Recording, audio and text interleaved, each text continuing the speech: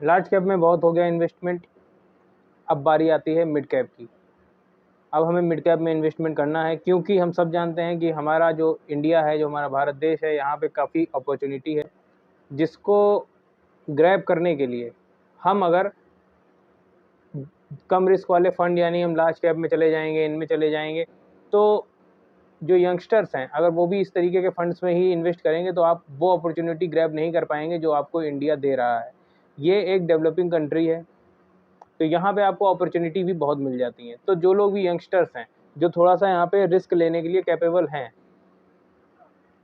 तो वो लोग मिड कैप और स्मॉल कैप में इन्वेस्ट कर सकते हैं।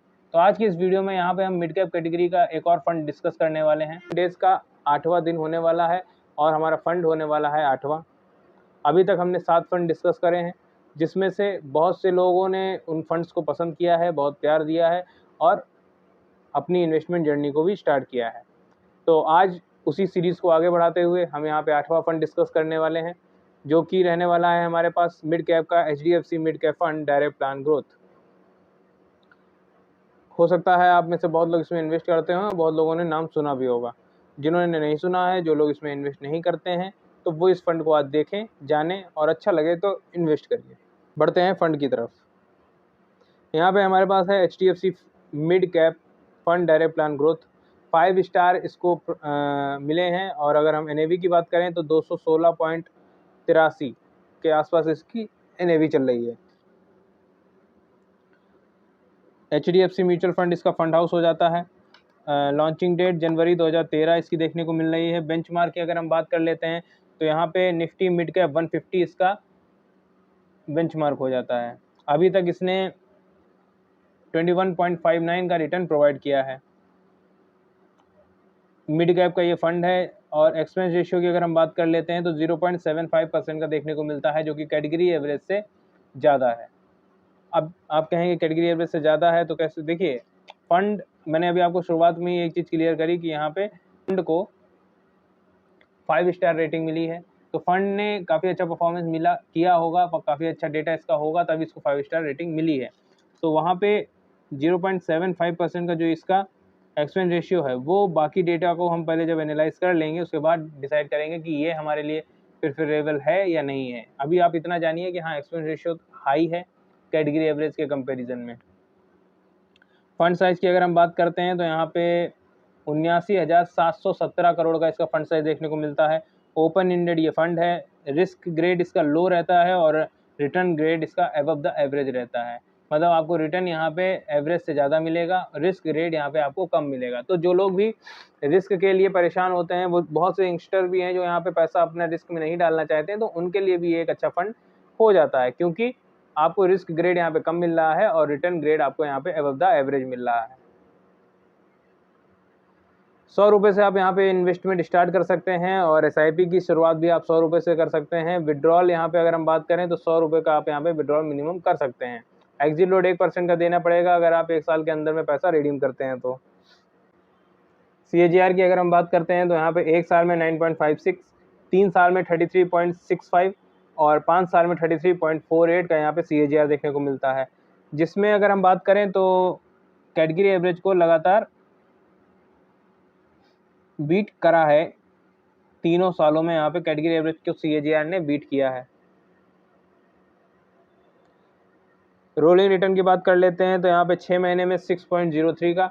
बहुत ध्यान से एक एक पॉइंट को देखिएगा, कोई भी पॉइंट समझ में नहीं आता है वीडियो को रिवर्स करके आप देख सकते हैं, लेकिन पॉइंट कोई छोड़िएगा मत, स्किप मत करिएगा, वरना जो डेटा है वो आपसे मिस हो जाएगा और आप उस फंड के विषय में ज़्यादा सही जानकारी नहीं ले पाएंगे।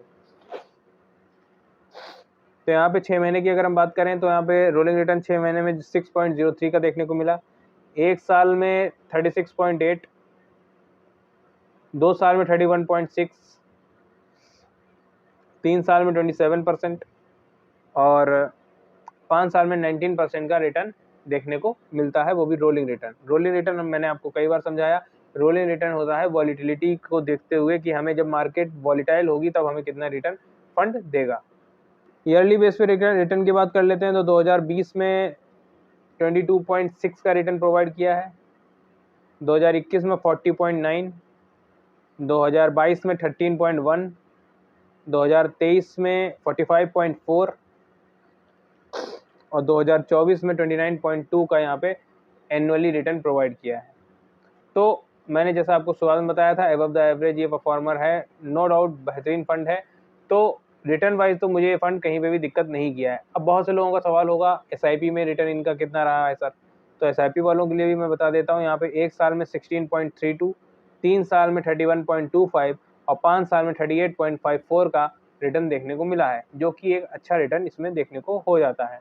तो जो लोग भी रिटर्न को लेके परेशान रहते हैं कि किस फंड में हमें अच्छा रिटर्न मिलेगा, वो मैंने यहाँ पे आपको सारे डेटा, एक एक डेटा जो कि माइनर से माइनर डेटा मैंने आपको रिटर्न के विषय में समझा दिया है, जो पूरे यूट्यूब पे आपको नहीं मिलेगा।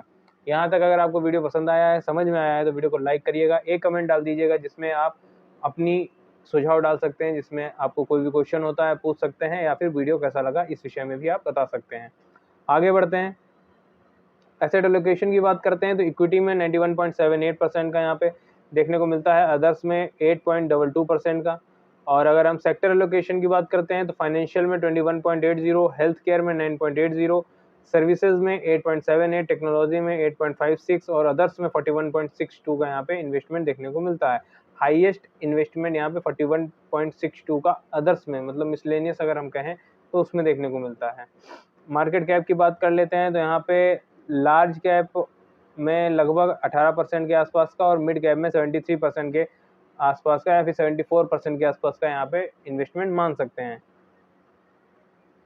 और रेस्ट ऑफ इन्वेस्टमेंट आपकी स्मॉल कैप में हो जाती है। हाईएस्ट एक्सपोजर यहाँ पे जो कंपनी का है वो है मैक्स फाइनेंशियल सर्विस, 4.81 का यहाँ पे डेटा देखने को मिलता है, जो कि अप्रैल 2025 में मैक्स फाइनेंशियल सर्विसेज का 4.45 का डेटा था, जो बढ़ के 4.81 हो गया है।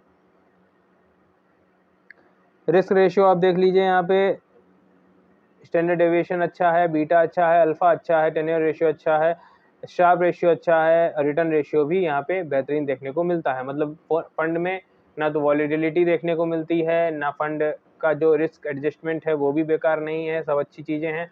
और रिटर्न वाइज भी कैटेगरी एवरेज से अपर परफॉर्म कर रहा है। सिर्फ एक निगेटिव पॉइंट था, वो है यहाँ पे इसका एक्सपेंस रेशियो, जो कि कैटेगरी एवरेज को बीट नहीं कर रहा है। तो लेकिन कुल मिला के जो लोग इसमें इन्वेस्ट करना चाहते हैं तो फंड अच्छा है, आप इसमें इन्वेस्ट कर सकते हैं। हम यहाँ पे अगर चाहें तो HDFC मिड कैप के एक्सपेंस रेशियो को इग्नोर कर सकते हैं, बट मैंने मिड कैप कैटेगरी का एक और फंड अपनी सीरीज में डिस्कस किया है आपके साथ, आप उसको जाके चेक कर सकते हैं, जो मैं इससे पहले डाल चुका हूँ। आपको अगर वो फंड अच्छा लगता है तो उसमें इन्वेस्ट कर सकते हैं, उसमें एक्सपेंस रेशियो कैटेगरी एवरेज के मुकाबले उतना ज़्यादा नहीं है। तो जो फंड आपको बेहतरीन लगता है आप उसमें इन्वेस्ट कर सकते हैं। फंड ये भी बहुत ही मुझे पसंद आया है, बहुत ही बेहतरीन फंड है और फंड वो भी अच्छा है। रिटर्न वाइज दोनों फंड नो डाउट बेहतरीन है। आपको जो फंड अच्छा लगता है अपने विजन के हिसाब से, अपने गोल के हिसाब से उसमें आप इन्वेस्ट कर सकते हैं। तो जो लोग भी यहाँ पे यंग जनरेशन है वो स्मॉल कैप और मिड कैप में इन्वेस्ट करें, और लॉन्ग टर्म के लिए अगर आप इन्वेस्ट करते हैं तो आप अच्छी वेल्थ क्रिएट कर पाएंगे। वीडियो अच्छा लगा है तो लाइक करिए, चैनल को सब्सक्राइब करिए, दोस्तों के साथ शेयर करिए, क्योंकि ये सीरीज आपके लिए बहुत महत्वपूर्ण हो सकती है और उन दोस्तों के लिए भी महत्वपूर्ण हो सकती है जो कि एक अच्छे फंड ढूंढ रहे हैं, क्योंकि ये टॉप 21 फंड्स की ये सीरीज है जो कि 21 दिन चलने वाली है और अच्छे फंड्स यहाँ पे आपको मिल सकते हैं। तो मिलता हूँ नेक्स्ट वीडियो में, धन्यवाद।